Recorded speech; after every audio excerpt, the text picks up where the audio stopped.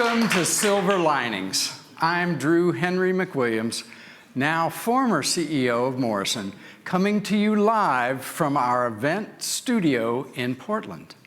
Along with our amazing community members tuned in virtually, I'm also joined by Misty and a small but mighty studio audience.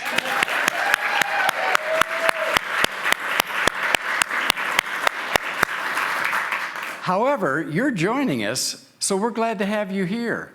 And now let's kick things off with a special performance right here in our studio live, featuring students Kendall Brown-Clay and Shiloh Day, who work with our keynote speaker, Dr. S. Renee Mitchell, who works with youth to bring their voices front and center, to own their experience as empowered members of our community.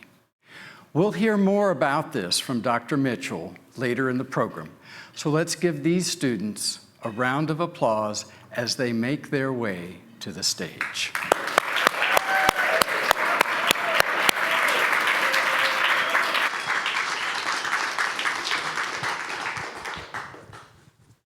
Thank you.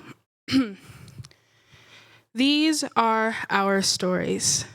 Growing up, my mother would tell me stories, some about her life, some bedtime ones, and some about me. The things I did growing up, my oddities and such. And as I grew older, the stories I thought of as my own, I realized are ours. Each story like a stroke of a paintbrush to coming together to make our life a piece of art. You see, my mom and I look alike. Both golden skin, curly hair, honey eyes. I realize there's many stories of us, women who look like us, the Black woman who came before us, and the Black woman who suffered for us. I had to find these stories because they got lost. No, better yet, hidden. These are those stories. Sally Hemings. Born into slavery, owned by Thomas Jefferson, she was 14 when he started impregnating her. Together, they had 4 children. This is a story of our stolen time and bodies. Millie and Christine McCoy. Born into slavery, they were considered genealogical wonders. Although they had separate limbs, they were joined at the hip. During their life, they were stolen, kidnapped, and made to endure grotesque medical procedures.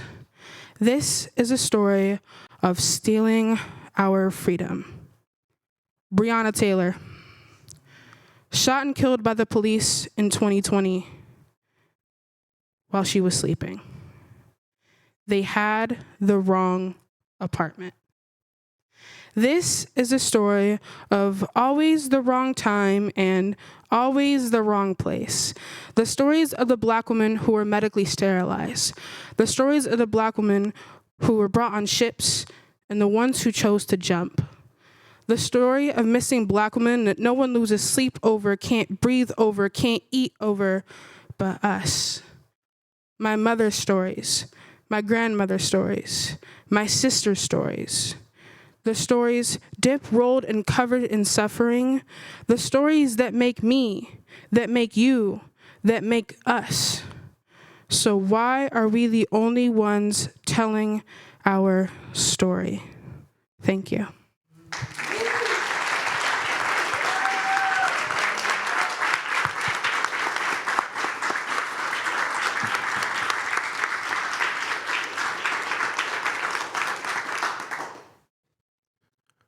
The rain must come. We all know the song of silver and gold, plating our tongues with 24 carats of non-physical treasure in hopes that the words uttered from it hold higher value. Is that not the point of trials and tribulations? To learn, to grow, so that when you show what you know, the power that it holds weighs down any doubt and lifts up without any restraint or fear for what awaits. When the rain pours down from unstable, sable clouds, do you frown and stay inside or go outside and dance? The rain must come pouring down. That's what makes the sun shining back so special. What helps the plants stretch to the sky. What reminds you to let go because not everything is in your control.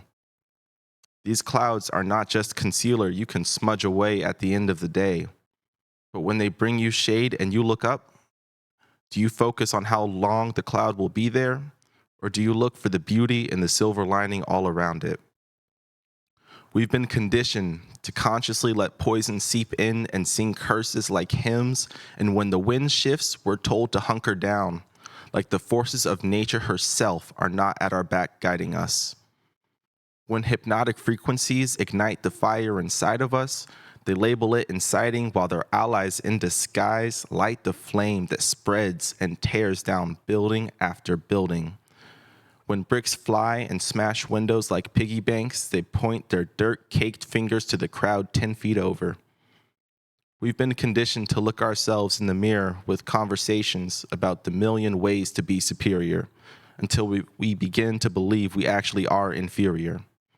Stand tall and in the flesh, and know any limits they try to put on you, they already put on themselves, and they just can't stand to see you do better than they can even imagine doing. You are in more control than you might be able to recognize. When that voice starts to talk you down, talk you back up. How will you get to the top of the mountain if you keep turning to walk back down? Because waiting for you is not a place above the clouds, but the space to walk among them. Thank you.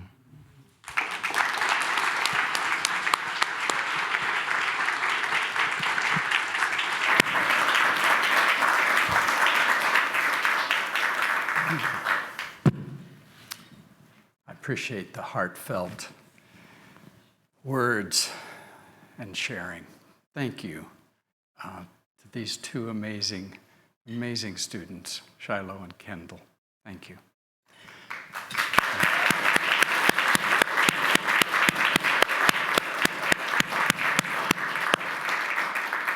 Some of the things that are ringing for me from what you shared are stories together.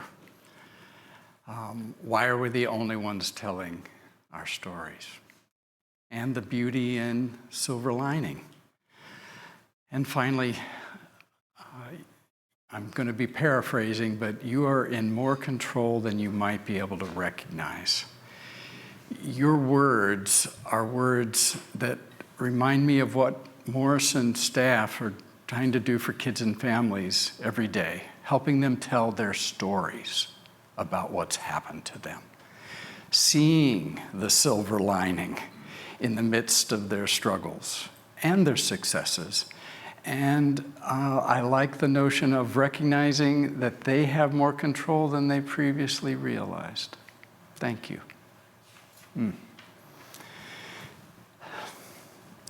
It's hard to go right to sponsorships, just taking it all in, but again, thank you, heartfelt thank you. Silver Linings, this event is made possible by so many, including our presenting sponsor, PCC Structurals.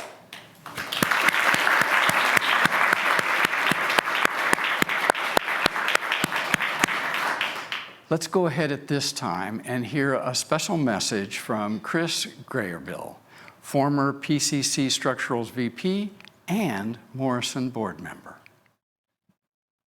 My name is Chris Grayerbill. I'm here tonight on behalf of PCC Structurals. One of the guiding principles of PCC's giving program is support of children and families. So the relationship with Morrison is just very natural. And it's one that's very special and longstanding, and one that PCC values. I think if you take a look at the people and how integral the people are to their job and their community, I think you see similarities with that at PCC. PCC has also, been in this community for over 75 years, like Morrison. So they are a big part of the community, and I think you definitely see that. How important is the relationship between the job and the community. And if I take a look at some of the important people at Morrison, you see that similar characteristic. For all of you tuning in online, and for those of you here in person, welcome. Tonight's going to be a great night to help celebrate Morrison Child and Family Services. I'm also excited to announce a match challenge for tonight's event. PCC is going to match the first $10,000 in contributions. So let's make some money for Morrison.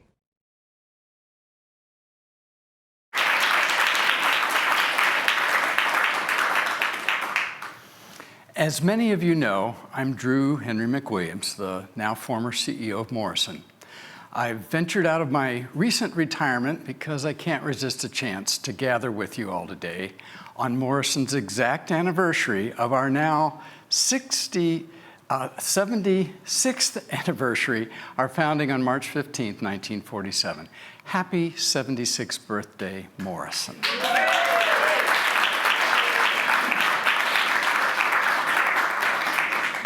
As we are all here to celebrate some of the most important things in life, family, community, strength, new beginnings, our work with children and families empowers them, keeps them together, and offers tangible hope for a better future. And we couldn't do any of this without the help of each and every one of you. With spring on the horizon, it really is coming.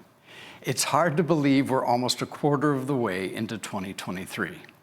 These past few years have presented unique challenges, and we're still navigating the new normal even today. And we've learned once again that we must lean on each other. When we are there for someone in the toughest moments or a part of their best moments, we foster connections that give us hope. And no matter how hard it gets, we can all find the silver linings to pull us forward. That's what we have the honor of supporting tonight. A whole community of people who believe in the power of kindness, love, and joy. Mental health and prevention heroes who leave lasting impacts on children, youth, and families who are destined for a great life, clearing pathways towards promising futures.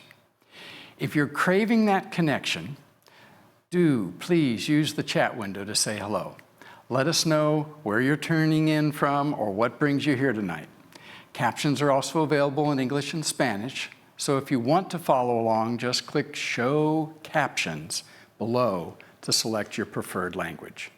Now, I'd like to offer gratitude for our friends who helped make Silver Linings possible. Thank you so much now to our sponsors. And as I've mentioned, our presenting sponsor is PCC Structurals.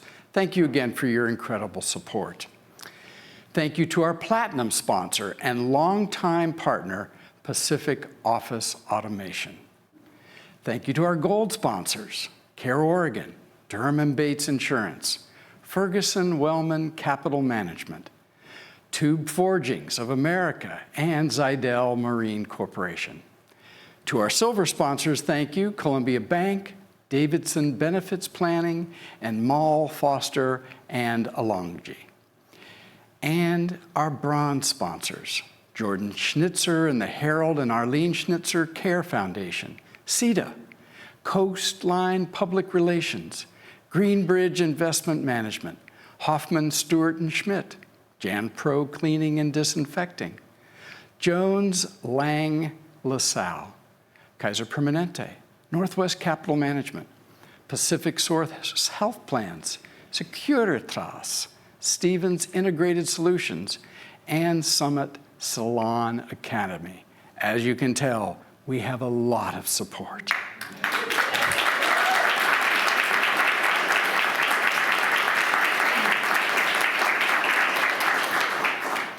I want to share a very special thanks to the mental health and prevention heroes who make up our staff, volunteers, board, contributors, and everyone who makes this work possible. Each day you show up, you give back, and you are the reason so many of our families get the tools they need to stay together. We see you, and we greatly appreciate you. Heartfelt. It's been a privilege to work with you all in my time as CEO, and I'm absolutely thrilled to see what's next for Morrison. We have incredible staff leading the charge, and I have no doubt the organization will see growth like never before. I'm very excited for what Morrison is going to do next. And it's my pleasure to bring Morrison's CEO Nick Gallo to the stage.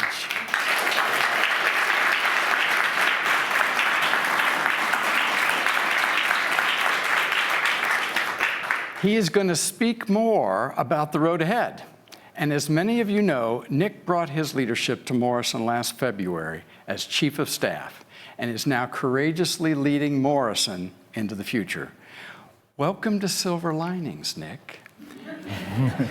And let me officially pass the torch to you.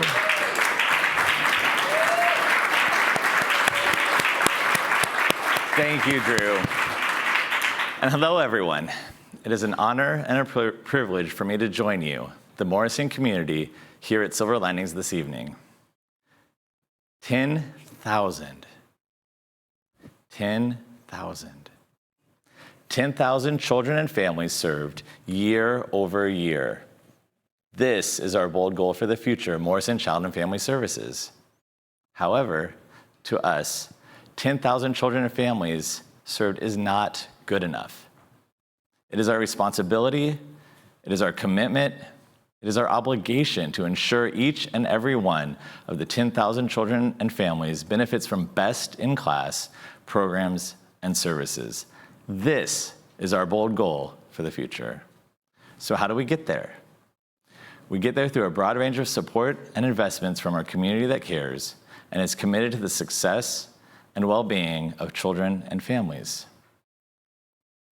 And we get there through the highly skilled work and dedication of our brilliant, creative, energetic, diverse, and dynamic team. All day, every day, early in the morning to late into the evening, and even all through the night in some of our programs. Our dedicated team of over 400 staff go above and beyond to ensure that children and families we serve have what they need to be successful. Tonight, we're here to showcase the work of our incredible parent mentors who help over 1,000 children and families per year, one family at a time. I also urge you to listen to the lesser told story, the story of the work of parent mentors do to support systems and to support organizations and to support us all in better understanding the real life needs of people in our community and how we can all be a part of the solution. Right now, I'm also excited to announce a $10,000 match gift from Ellen Mackey and Howard Pfeiffer that is $10,000 in support of the 10,000 children and families served. Now,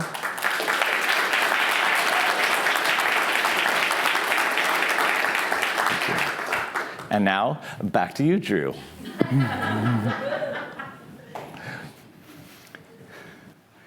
Thank you for sharing your vision, Nick. It's exciting to see where Morrison can go from here to continue serving the thousands we already serve, and let's hear it for Nick.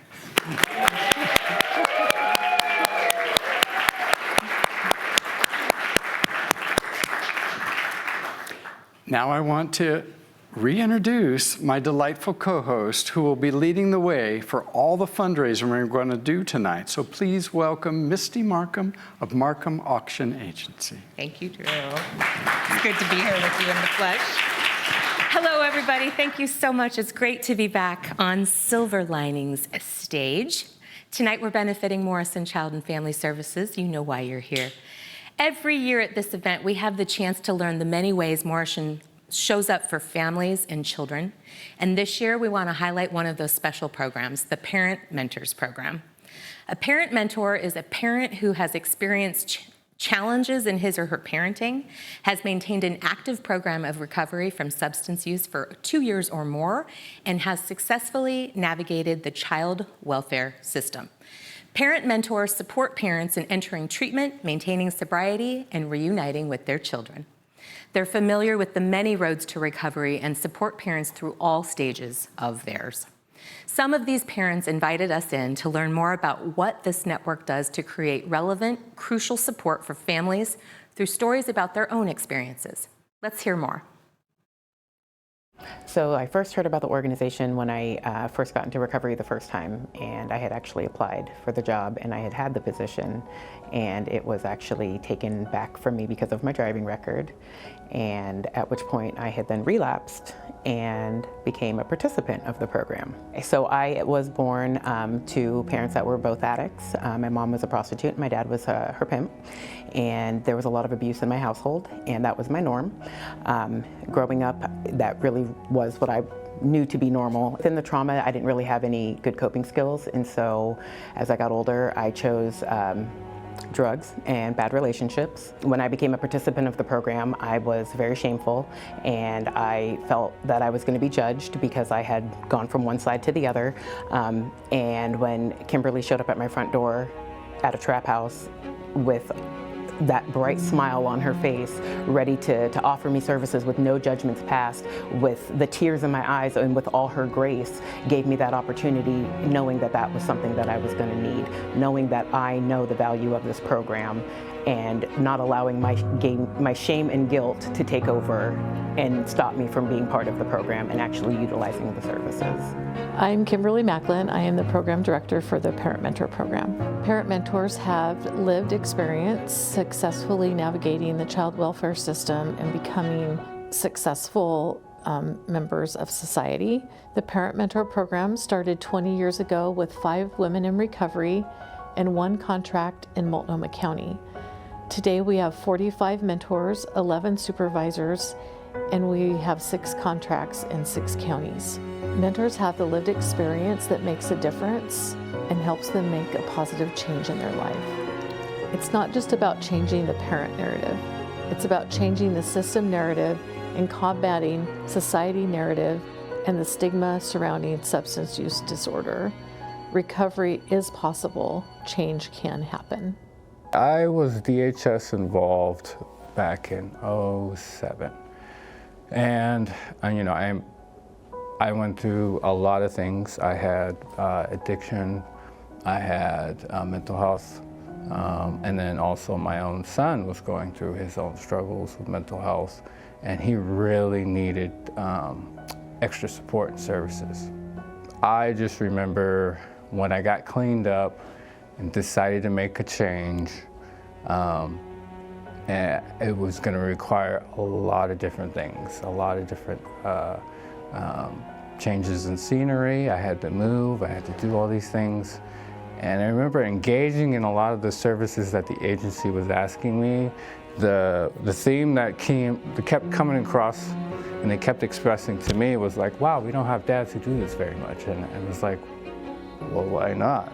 They just want to be heard. And I feel like that really brings down a lot of the walls that they have up, because they haven't been heard for some time, and they don't feel represented. And so just being able to give them a place, a space for them to be able to say what's on their mind without judgment. You know, especially for men, it's hard for us to ask for help, you know, and but it's also a sign of strength, and that allowing them that bridge to be able to drop their guard just long enough for them to be able to express, I need help. I don't know where to go from here, is very, very important. I think that human quality, just being able to meet them where they're at. I think Morrison should go nationwide, to be honest with you, after taking the time to be part of the R3 project and go to Minnesota and train their mentors. The things that we're doing is amazing. The research that they're trying to come up with to show that this program truly works. Like, I really feel that this program itself, the Parent Mentor program, could go nationwide, absolutely. And that's my hopes for Morrison.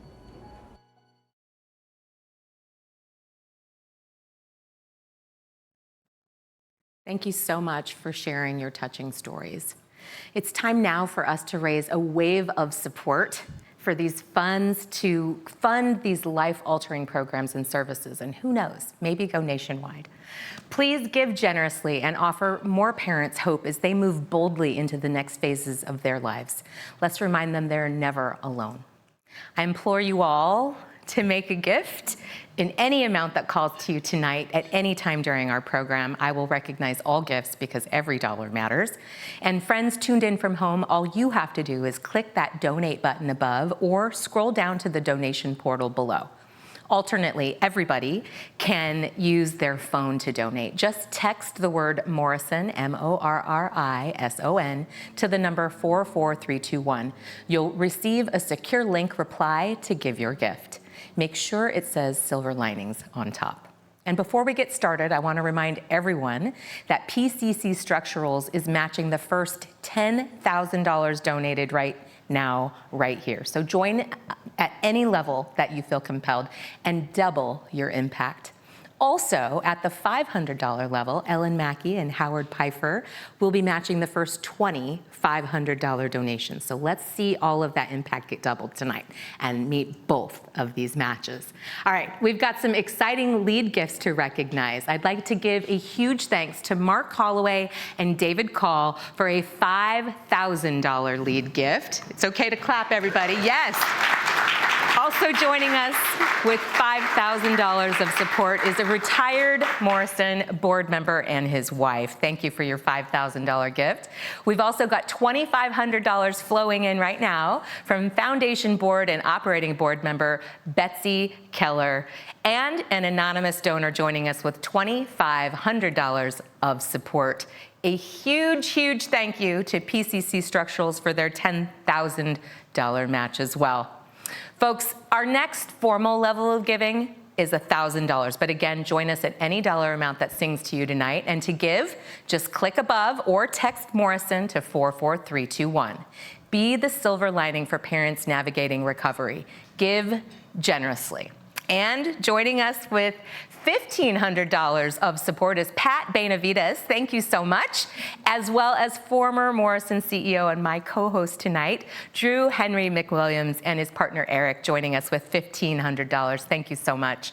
Also joining with $1,500, former board member Susan Hennessy and Marcus Wood. Thank you so much. We really appreciate it. Yes. And now, folks joining us with $1,000 of support are Foundation board member Steve Taylor and his wife Jenny. Thank you for $1,000 of support. Our operating board chair, Jane Holbrick. Thank you so much. As well as Foundation board chair David Thompson and my elf brother and his wife Erin, joining us with $1,000. Also joining $1,000 of support is Operating Board Treasurer Dr. Christine Moses. We thank everybody at the $1,000 and above level for your support tonight. Thank you so much. Our next level of giving this evening is $500. And remember, Ellen Mackey and Howard Pfeiffer are matching the first 20 gifts at $500, $10,000 of impact. So please join us. Invest in Morrison's future with a $500 gift right now and see it doubled. To give, again, click donate below or text Morrison to 44321 to make your donation. And look, joining us right now with $500 of support, we have Joan Welch. Thank you. Board Director Emeritus Mark Fovinci and his wife, Ulrika. Thank you so much. As well as Kelly Nivila and Robert Murray, all joining us with $500 of support. So keep them coming, folks. We really, really appreciate all of the donations that we're getting. And as they filter in, I promise to match them and read and definitely recognize you. But in the interest of time, let's say thank you to our $500 and above donors and move to our next level of giving, $250. And again, folks, we need just 16 gifts to meet our $500 match. It's easy to give a $250 gift. If any amount that calls to you, maybe it has more zeros than that. It's okay. I will take them. Every dollar count. But you know what to do. Click the donate button up top or text your gift in by texting Morrison to 44321. Now, I'd like to say thank you to some fabulous supporters joining us right now with $250 gifts. Ted and Tracy Wall, thank you. EMA Architecture, LLC, thank you for your $250. Sydney Joyner of the Joyner Group, thank you so much. Marvin Taylor, all with $250 gifts, folks. Tom Kelly, Dr. Sajal and Manju Dutta, thank you so much. Patricia Danucci, Chris Grierbiel, thank you so much. Dan Little, Aaron Thompson giving again at $250. Thank you so much to the Thompsons. Scott Burns, Jay Bloom, and Luke Huffstutter, all joining us right now with $250. Let's give them a huge round of applause. Thank you so much. Again, folks, we need just 16 more $500 gifts to maximize our match tonight, double your impact in the community. And finally, folks, our final formal level of giving is $100, or really any amount that you want to give. We will take it right now. We have the chance to be part of something so much bigger than ourselves by investing in support for courageous recovery, healing, and love. So send your gift right now in any increment. Again, click donate above or text Morrison to 44321. This is our chance to offer hope tonight. Thank you so much to $100 donors joining us right now. Christopher Stoger with $150. Thank you. We've got 2 anonymous donors. Jay Bloom giving a second gift tonight at $100. Thank you. Erna Gellis, James Eschman. Thank you so much to Jim Rice, Nicola Clifford, Hector Roche or Roche. Not sure. Either way, thank you so much. JW for your $100. We appreciate you. David and Alice Thielen, thank you so much. Elijah Paul and Brian Carter, all joining us tonight with $100 of support. Thank you, Mary Thompson, for a $500 gift, which is being matched. And folks, this brings us down to needing only 15 more gifts at $500 in order to maximize our match tonight. Wow, this is pretty incredible. I'd like to say thank you to a few more people that are joining us. Julie Greenlee with $50. Thank you, Sarah Grigsby, Emily Newberry, Susan Dupree, Lynn Capretto with $50, Sandra Moore. We thank you. Every dollar counts. Keep it coming. I would love to give a huge round of applause for all of our $100 and above donors tonight, and in fact, every donor at every level. You really showed up for Morrison. Thank you so much. Patricia Weekly just sent in an additional $100, and while your gifts filter in, I'd like to invite Drew back to the stage to present our next segment. And again, thank you so much for joining us with all of your gifts and support tonight, everyone. We're not supposed to make that clapping noise. I know it might be a little hard on you hearing in our virtual audience. So thank you so much, Misty, and to everyone who has invested in this work. Please continue your giving, and we'll be back shortly to recognize you. Now it's time to present this year's winner of the Goldman Award. And I will be joined by Nick Gallo, our CEO, and Jane Holbrook, our board chair, to help with this distinguished honor.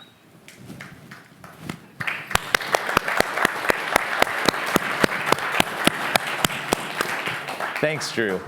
This award is given in memory of Muriel and Marvin Goldman for their lifetime commitment to improving the lives of children in Oregon. And it recognizes a Morrison champion who is committed to improving the lives of children in our community. Today, we honor Governor Kate Brown's lifetime contributions, many years of hard work, perseverance, and dedication to children, youth, and families struggling with mental health, substance dependence, poverty, and racism. From my years of experience at Morrison, Governor Brown has been an essential Oregonian ally for our programs, including significant and personalized and inspirational support of our Parent Mentor program. I admire and thank you, Governor Brown. Congratulations, Governor Brown. Please join us up here, Governor. And let's have a round of applause for this year's Goldman Award for Outstanding Community Service. Thank you for your years of service, really extraordinary. And thanks for your years of service that are coming. Thank you. Appreciate it. Thank you so much. Do I get a couple of minutes to say a few things? Okay, all right. It's been a while since I've been on a stage. It feels really good to be back on stage again. I'm incredibly honored to accept this award in the spirit of both Muriel and Marvin Goldman. I had the incredible honor of working with Muriel for a number of years, beginning at the state capitol when I was the advocate for the Women's Rights Coalition, and then as I became a newly minted legislator. And Muriel brought to the Capitol a number of things. She was incredibly passionate about serving our children and families, and she and I shared a vision that every child in the state will have the opportunity to thrive and achieve their full potential, and that our parents will have the support and services they need to thrive as well. She also was incredibly well prepared, whether it was testifying in front of a legislative committee or meeting with elected officials. She always had her ducks in a row and she knew her stuff.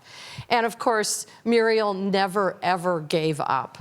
And so I am truly honored to accept this award on her behalf. It's been incredibly challenging number of years for Oregon, for the world, particularly for our children and our families. And I ask all of you tonight to join me and my husband Dan, who's here with me tonight, in supporting Morrison Child and Family Services. Morrison provides extraordinary services to our children and their families and their parents. And I just want to say thank you to all of the frontline staff who've just done an amazing job through these challenging times, and wish all of our children and their parents the very best in the future. Thank you. I'm truly honored. Thank you all so much.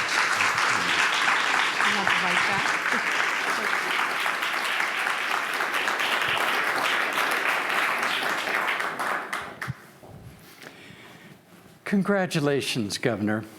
Thank you for your impactful work for families in Oregon. When fellow behavioral health and prevention nonprofits asked to be included, and I was at the forefront of doing that asking at the beginning of the first available COVID vaccines, you and your crew helped make that happen statewide. Thank you from the bottom of my heart.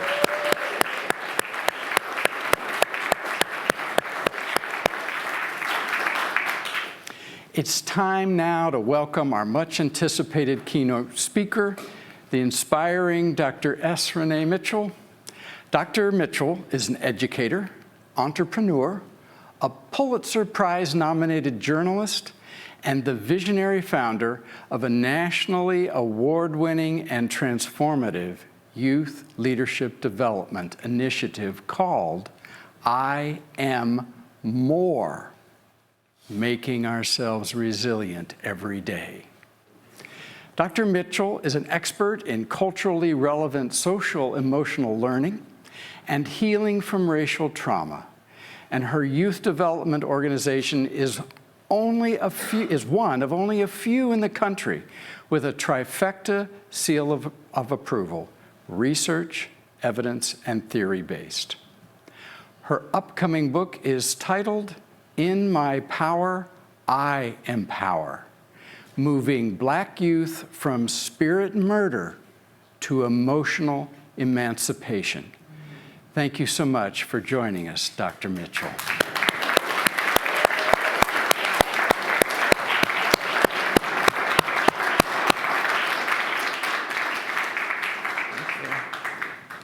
Thank you for that warm welcome. I appreciate it.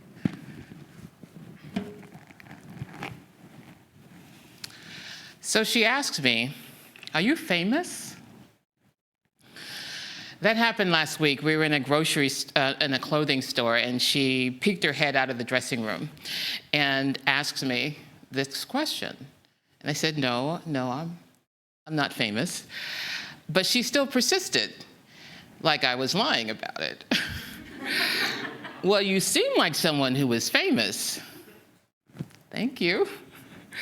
I was flattered, of course, but I was curious about why she was so insistent about asking me that question. So I was talking to a girlfriend of mine about it later, a very wise woman in her 70s, and she told me something that was pretty profound. She said, "You don't see yourself the same way other people see you, because you still see yourself as Sharon." That reality check was profound for me. And who is Sharon? Well, that's the S in the S. Renee Mitchell. I dropped my first name when I moved across country to attend college on a full ride scholarship. I was 17 and was ready to make my own decisions about my own life. But I kept that first initial to remind myself of where I had come from. It's a journey I'm still trying to figure out. And despite the things that I've accomplished, most of us see ourselves through our imperfections, as I did with that question about being famous, while other people, looking from the outside, see us through our strengths. And my hope is that by sharing a little bit of my journey with you tonight, that we will see a little bit behind the curtain, the public facade that I show you that makes it seem like I have it all together. But maybe, just maybe, as you learn more about me, the real me, through the poetry I share in my life experiences, you can find some commonalities that can help support you on your journey, or even provide a hint at the challenges that other people are dealing with, strangers or even friends or clients who may need a word of encouragement, a shoulder to lean on, or a kind gaze and a smile to help guide them toward resiliency. Are you with me? Okay, please respond by saying, I see you. Let's start with the first photo. So, actually, let me go back a little bit. My dad. My story begins, that I'm going to share with you, begins at age 4. So I'm a middle child. I was sandwiched between 8 children and a miscarriage within a span of about 9 years. I was a sad and moody child. I always felt overlooked, unseen, and so I'm going to share a poem with you that I wrote that's called Invisible. At home, I am brown-skinned, knock-kneed, and sullen. She looks like me, this girl in the bathroom mirror, hurriedly scraping her teeth across her gap-toothed smirk. I run 2 blocks, skip every other stair, and then I walk slowly as to not draw ire. I sit at my desk in my classroom in the front row, wiggling my hand like it is on fire. Ooh, ooh, ooh, I know. I see my teacher, white-haired, grandmotherly. Same birthday as mine. I smile even wider this day. Then the dance begins. First, her eyes avert away from mine, and then her legs shift around my yawning absence, as do the students who look like her. They repeat this dance every day, every one of them, in the classroom, on the playground, in the lunchroom.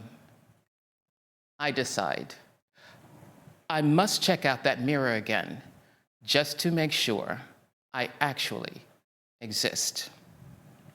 See, in that store about a week ago, I was a version of that Sharon all over again. Uncomfortable with flattery, nervous about the rug being pulled from under me. In that moment, I viewed this compliment from a stranger as an oversized jacket that didn't quite fit. So let me dive a little deeper into my backstory. I was raised by a mother who was raised by Catholic nuns after her own mother dropped her off at a convent in Wisconsin from Arkansas to protect her from the men who could not control their sexual urges. So by the time she was 12, my mother never spent much time with her own mother or her younger siblings, whom I've never met. And the trauma that my mother never healed from was the trauma that was eventually transferred to her children. I took on a lot of emotional baggage that really did not even belong to me, yet I learned how to claim it like it was my own. So my emotional baggage began really early. You see, here are the things that I wished I had been told, but what I really heard was something quite different. And looking back, I can't recall one moment of my childhood where I was genuinely happy, except when I was by myself, making up imaginary worlds with my hand-me-down dolls, or reading a book, or writing a story, or drawing a picture. These creative moments were some of the few times that you would catch me smiling. And that's because I was teased so much about the gap in my teeth, which I inherited from my father. And it wasn't until I was much older that I realized how many more attributes that were also similar to my dad. My father, Leroy Ward Mitchell, was a well-known community activist in Northern California, and he was the family breadwinner. As a college professor, he took students to visit Africa.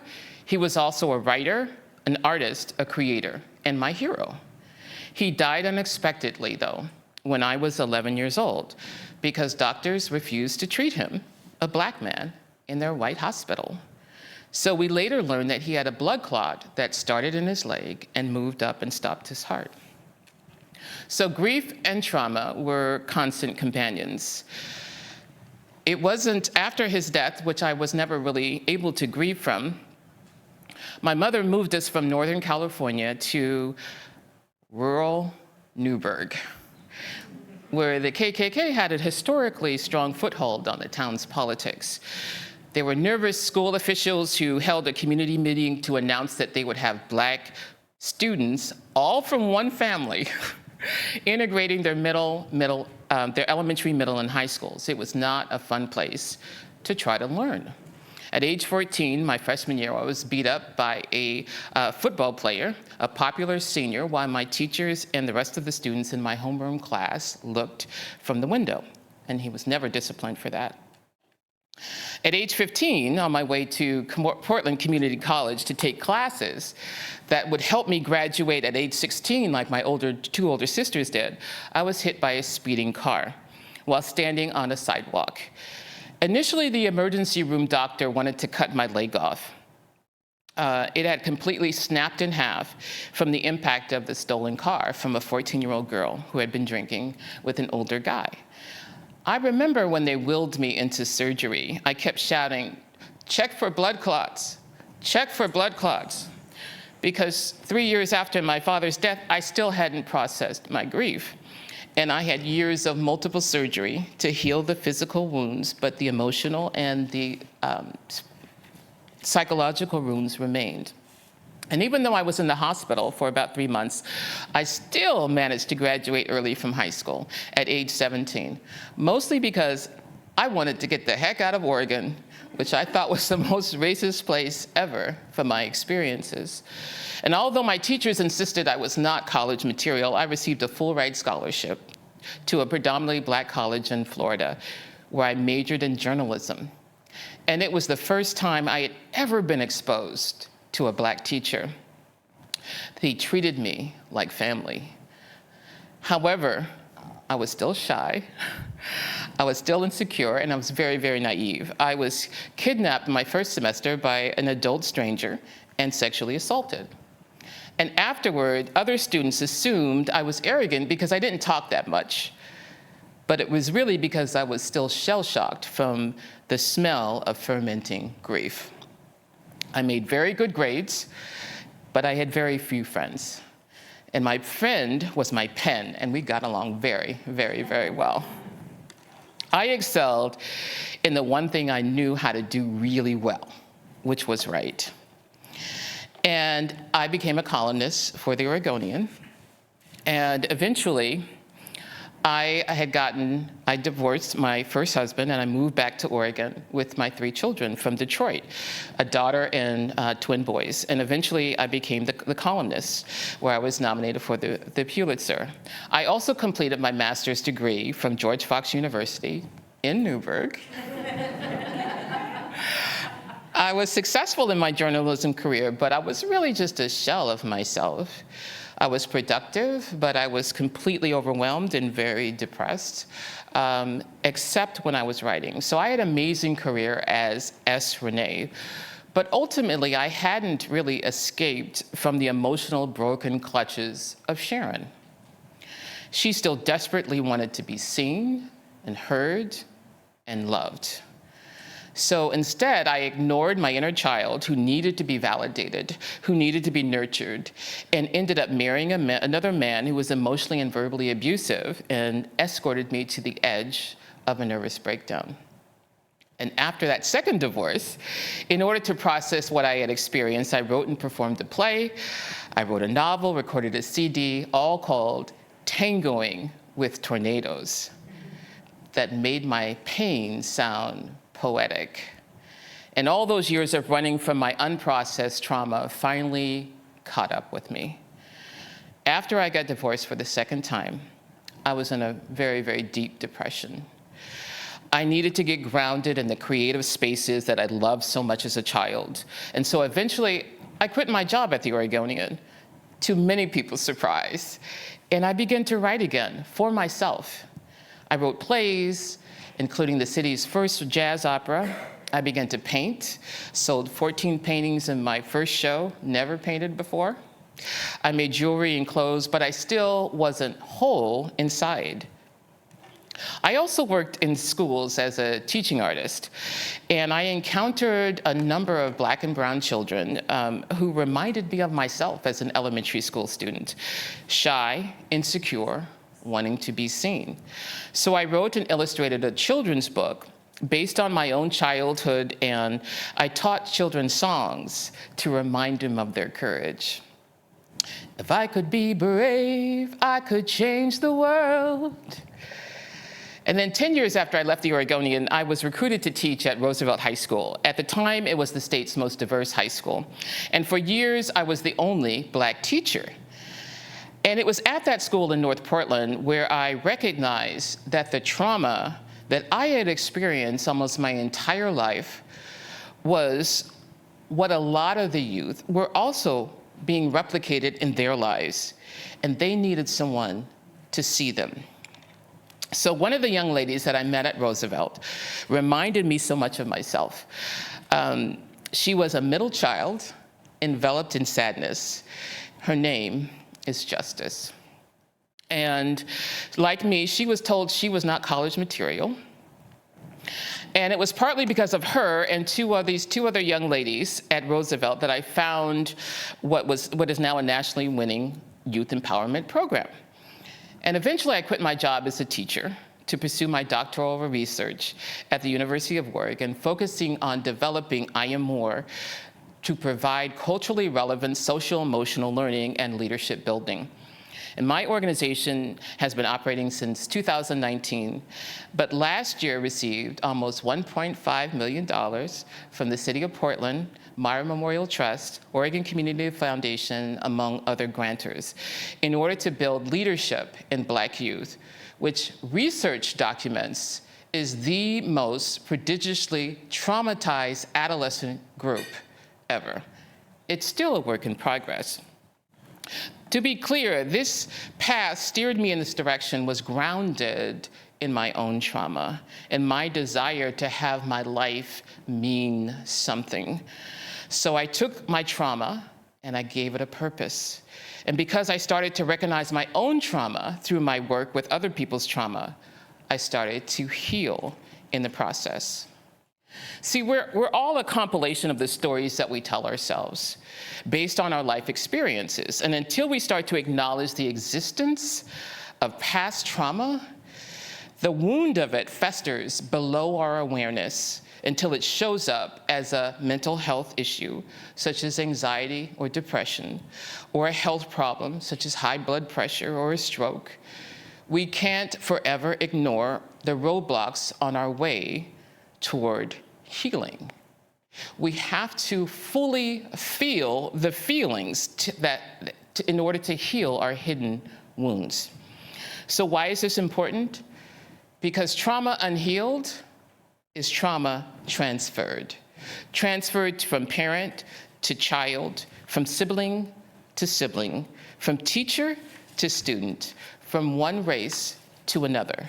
All pain, every act of violence, every encounter with road rage, every fit of anger, every attempt to dehumanize another person's humanity all stems from the same place: hidden and unhealed trauma. See, we're all serving as mirrors to someone else's pain. And once we start to recognize that, we can stop taking it personally when a teacher, a sibling, or a neighborhood bully tries to belittle you or destroy your confidence. That person, what I've learned from my research, is only reflecting what is already inside of them that hasn't been healed. Yes, hurt people, but healed people can also heal people. And isn't that what Morrison's mission is all about? Serving thousands of children every year. Sad children, neglected children, children who don't understand their own worth, children who, like Sharon, have the potential to find their voice and become their own superhero. If I could be brave, if I could change the world.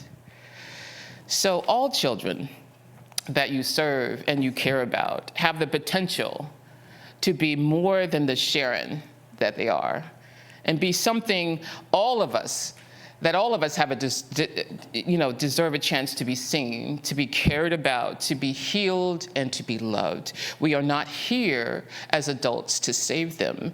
We are here to liberate them, to give them hope, to offer reasons to not just stay alive, but to live their lives to the fullest, to see their own potential within themselves. So that day that the woman asked me if I was famous, she saw something in me that in that moment I wasn't seeing in myself. She saw a light from within, an inner peace, from walking through an intentional path toward healing, a standing tall even when my toes are scared. She saw all of that inner confidence and equated it with fame. But what was really there was a healed heart radiating from the inside out. So as part of my healing process, I wrote this poem that I'm going to share with you about my inner Sharon. I encourage all of you to take the time to see the desperately wounded child inside of our own selves and love that child into healing, so that you set an example for the children who are in most need of your wisdom. And this is just as important. Hold grace for the adults in your life too. Some of us, like me in that moment at the clothing store, get so distracted by our doubts, our fears, our traumas, our worries, that we don't feel worthy enough to receive a compliment. We don't always feel worthy enough to even receive something kind, even though inside we are desperately yearning for that kind of love and approval. So hold grace. Hold grace for other people, whether children or adults, even people who are acting badly. Again, the people you meet that get on your nerves the most might be so lost in their unprocessed pain and internal suffering that they are showing you by their behavior the fear that hides inside of them, the loneliness, the rejection that they have already experienced and haven't healed the grief that they haven't figured out how to let go of. So when we receive grace, like that woman in the store gave me, a reminder of something greater than the version of myself that was in my head in that moment. And it is only when we know better that we could do better. So I close with this poem titled, Someday. Hey, you, with your head down, lip poked out like it's sweeping the floor. Why do you care so much about what they have to say? They're not talking about anything. They haven't even read your dictionary. They don't know. Ugly, stupid, clumsy. That doesn't define you.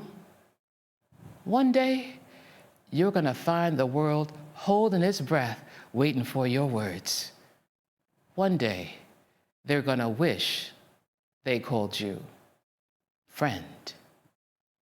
If I could be brave, I could change the world. If I could be brave, I could be like Dr. Martin Luther King. If I could be brave, I could change the world. If I could be brave, I can be and do whatever that I dream. Be brave. Thank you.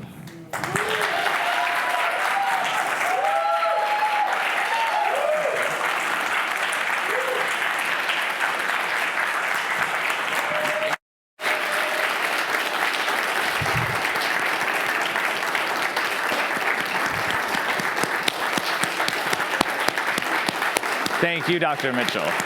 Thank you.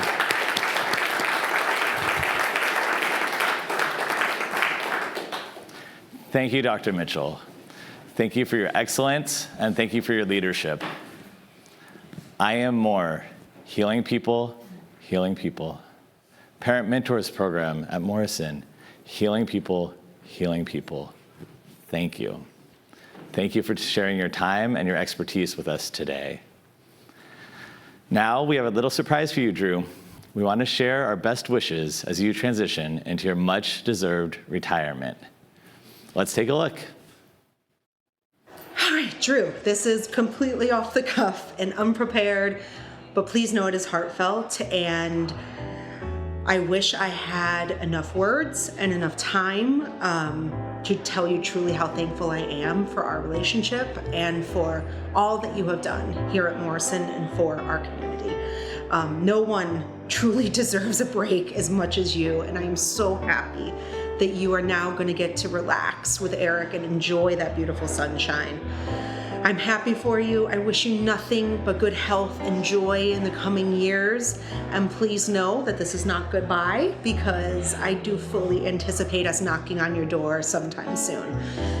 I wish you well. Thank you, thank you, thank you from the bottom of my heart. Drew, it occurs to me that Morrison has had a few transformational leaders in its 75-year history, and I would put you right up there at the top of the list along with our founder, Carl Morrison. I know I've only known you virtually over these last 2 years. This is our second meeting in person, but you've had such an impact on me, such a fantastic leader in the community, and your impact on this organization will last forever. Thank you so much, and congratulations. My dear Drew, hard to find all the words that I'd like to say to you about what you've meant to our community, to Morrison. You know that you have been a pivotal person in my life to help me grow, that helps me be better, and gives me somebody to emulate. Your mentoring has meant just the world to me, and the finest thing in all of my career has been being asked twice to work with you. I'm so glad you've earned your chance to spend some time in the warm sun, but I know you know your legacy is so long. It stretches miles and years and decades and way beyond Morrison. I'm so happy to have been in this agency, under your leadership. I appreciate you, everything that you have done for the agency, for the ORR programs, and just yourself, how you always showed up to meetings, how you always showed up to the programs just to visit. I appreciate that and admire that about you, and I am excited and happy about you going into this new chapter of your life, but also sad because you will be missed. And thank you so much for everything you have done. Your appreciation for the experiences and the pain that children and family have, and your ability to advocate for their needs. So I wish you also a wonderful retirement and happiness, and that the next phase of your life is deep and rich and meaningful, and I will carry you forward in my heart too. Thank you, Drew.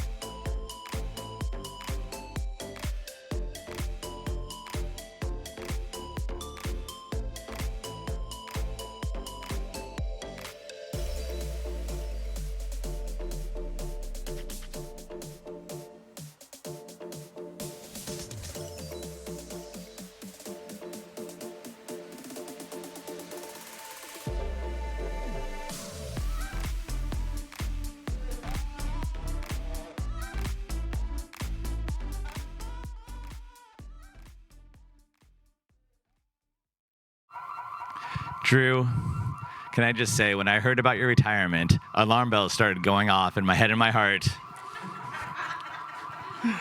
And now there are a few in the studio, and so apologies for the delay, but I'm very excited to share with you that I'm grateful for your lifetime contribution to this work. Wait. Before we go any further, I would like to make a quick announcement. Drew has given Morrison and the community 25 years of his life. And we would like to honor these years of dedication and accomplishment in a significant and long-lasting way. Tonight, we are excited to announce that Morrison will be creating a sanctuary healing garden in his name.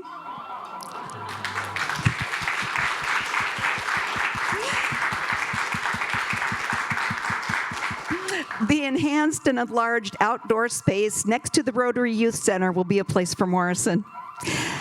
The staff, the clients can visit, spend some downtime, reflect, connect with each other, and connect with nature. We hope that once the improvements are done, that you can come back again. And that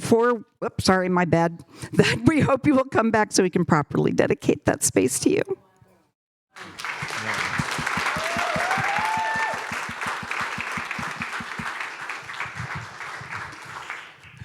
Thank you, Jane. And thank you again, Drew.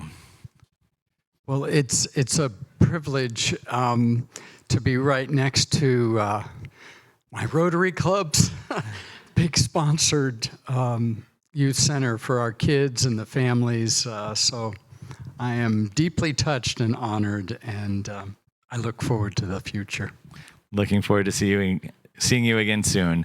And also looking forward to Misty coming back up to recognize a few more gifts. Would you please do the honors? Absolutely. I thought you would never ask. In fact, I have my Are you hand, good? but thank you. Go.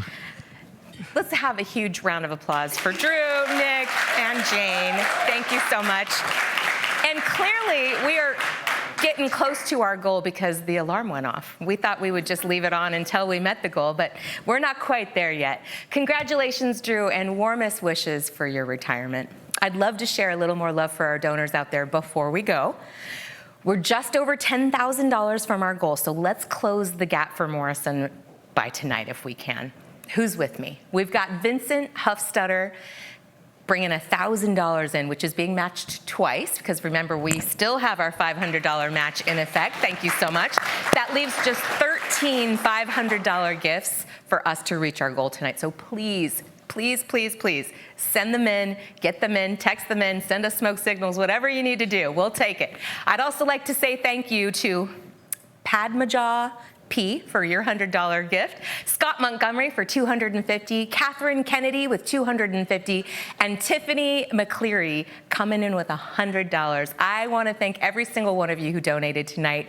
Thank you for tuning in for Silver Linings. We are so glad that you came. Because of you, Morrison will continue to offer resources to strengthen more children and more families. It's now time to say goodbye to our live stream audience. Thank you so much for joining us this evening. We hope you enjoy the rest of your night. Until next time, good night, y'all.